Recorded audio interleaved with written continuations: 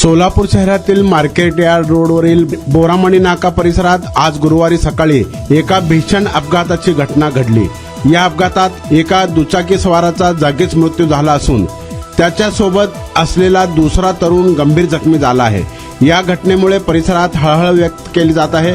मिळालेल्या प्राथमिक माहितीनुसार आज गुरुवारी सकाळी मार्केट यार्डकडे जाणाऱ्या रस्त्यावर बोरामणी नाकाजवळ हा अपघात झाला। दुचाकीवरून प्रवास करत असताना हा अपघात इतका भीषण होता की त्यातील एकाचा जागीच मृत्यू झाला आहे। घटनेची माहिती मिळताच स्थानिक नागरिकांनी आणि पोलिसांनी घटनास्थळी धाव घेतली आहे। हा अपघात सकाळी 8 वाजण्याच्या सुमारास घडला आहे।